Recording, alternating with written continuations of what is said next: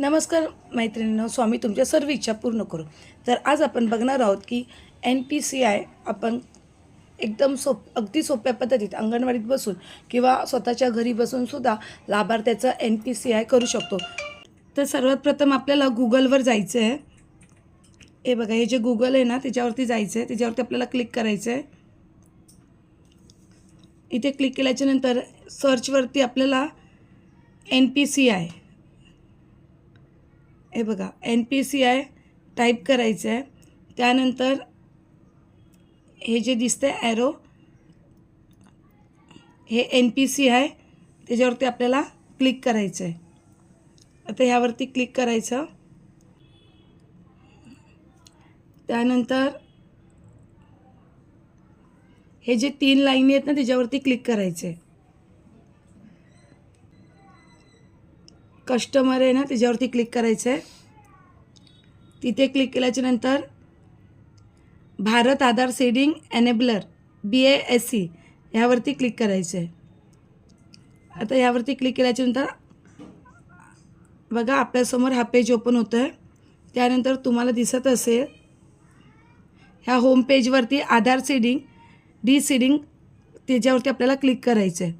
तर इथे क्लिक केल्यावरती इथे आहे एंटर युअर आधार नंबर, इथे आहे request for Aadhaar, select your bank आणि अकाउंट नंबर। तर आता हे आपल्याला फिलअप करायचे। तर सगळ्यात पहिला ह्या बॉक्समध्ये मी त्याचा आधार नंबर टाकून घेते, लाभार्थ्याचा आधार नंबर टाकून झाला।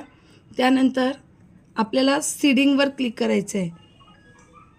सीडिंगवर क्लिक केल्याच्यानंतर आता इथे सिलेक्ट युअर बँक। आता आपण जेव्हा हा फॉर्म भरणार आहोत NCPLचा, तेव्हा त्यांच्याकडे ना तुमच्याकडे त्यांचं आधार कार्ड आणि बँक पासबुकची डिटेल्स हवी आहेत। बँक पासबुक ह्यासाठीच की त्याच्यामध्ये बँकेचं नाव असतं आणि अकाउंट नंबर असतो, तर तो तुम्हाला लागणार आहे। त्यामुळे आता इथे बघा, इथे जो दिसतोय त्रिकोण त्याच्यावरती आपल्याला क्लिक करायचं आहे। आता इथे क्लिक केल्याच्यानंतर इथे आपल्याला सगळे बँकेची नावं येऊन जातील। त्यानंतर आता माझं लाभार्थ्याची बँक आहे का, माझं लाभार्थीचं आहे, तिथे क्लिक करते। त्यानंतर आपल्याला आता इथे सीडिंग टाईप, आता आपल्यासमोर आहे ना हे 3 ऑप्शन आले आहेत। Fresh seeding, movement same bank with another account, movement from one bank to another bank. तर आता आपल्याला फ्रेश सीडिंगवरती क्लिक करायचं आहे। हे बघा, इथे क्लिक केल्याच्यानंतर आता इकडे आहे ना, इथे आहे अकाउंट नंबर। तर आता आपल्याला त्यांचा अकाउंट नंबर टाकून घ्यायचा आहे।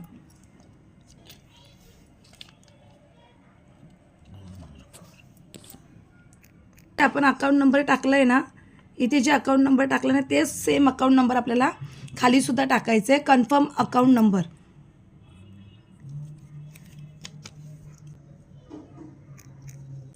बघा, आता इथे मी अकाउंट नंबर टाकून घेतला आहे। त्यानंतर आता हे जे बॉक्स आहे ना याच्यावरती आपल्याला क्लिक करायचं आहे। हे बघा, इथे क्लिक केलं, इथे तुम्हाला दिसत असेल कॅप्चा आला आहे।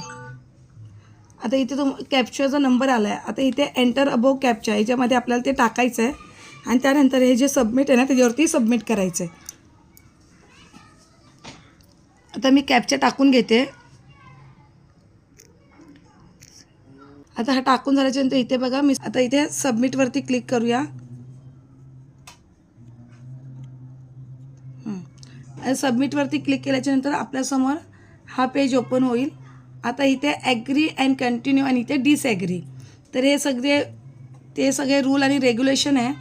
आपल्याला इथे ना ॲग्री अँड कंटिन्यूस ह्यावरती आपल्याला क्लिक करायचं आहे। आता इथे क्लिक केल्याच्यानंतर बघा, आता लाभार्थ्याला ज्याचं आपण NPCI करणार आहोत त्याला OTP जाणार आहे। कन्फर्मवरती आपल्याला क्लिक करायचं आहे। कन्फर्म आहे त्याच्यावरती क्लिक करूया।